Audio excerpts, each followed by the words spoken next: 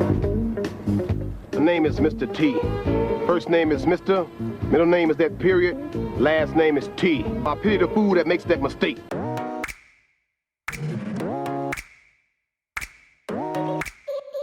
We're in the Proverbs Everyday Challenge, where we're reading a chapter of the Book of Proverbs every single day.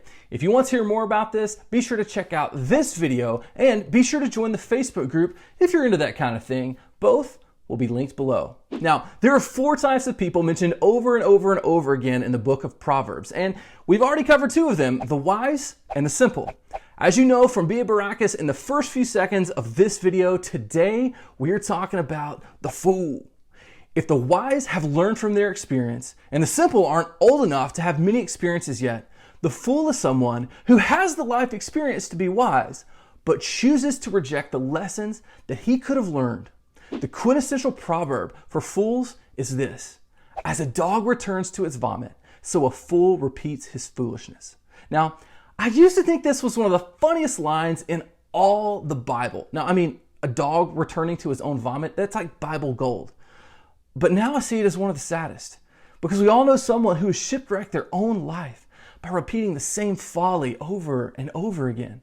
They know better, yet they choose to be fools and thus inherit the consequences of their actions. That's the thing about fools. They just don't care. They know what's right and they know what's wise, but they choose folly. Living foolishly can be fun and exciting for a while, but the check eventually becomes due.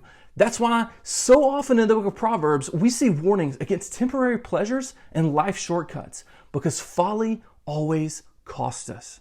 So how do we avoid being fools? Well, first we seek out wisdom. We read Proverbs, we study Proverbs, we apply Proverbs to our life. Now, I again invite you to join us in this Proverbs Everyday Challenge. And then we also pray for it, because God loves to give us wisdom according to James.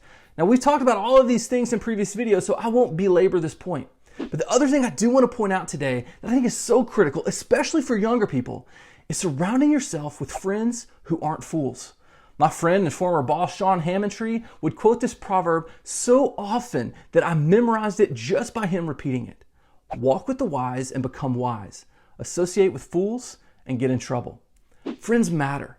We can pretty quickly see how this applies to teens and preteens, right? But it goes beyond that. It applies to us as well. You are the product of the people that you're around most. You talk like them, you spend your money like them, you eat like them, you share their values, and you love God like them. So if you want to change the course of your life, change who you're hanging out with. Now, our culture loves fools. We honor them with TV shows and likes and notoriety. Don't believe me?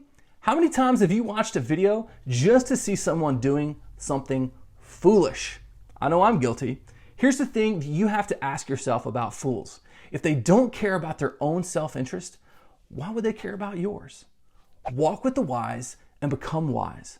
Associate with fools and get in trouble. Hey, I hope you gained some wisdom from this video today. If you did, would you please consider sharing it? And be sure to subscribe so that you can catch the next one when it drops on Thursday. Before we go, I want to tell you about Lifeword. Lifeword is an extremely great organization that is using broadcasting to share the good news of Jesus Christ all around the world. I'm super thankful that I get to be associated with such wise men and women who are taking the Great Commission seriously. So if you're into that kind of thing, make sure that you are subscribed to them on YouTube.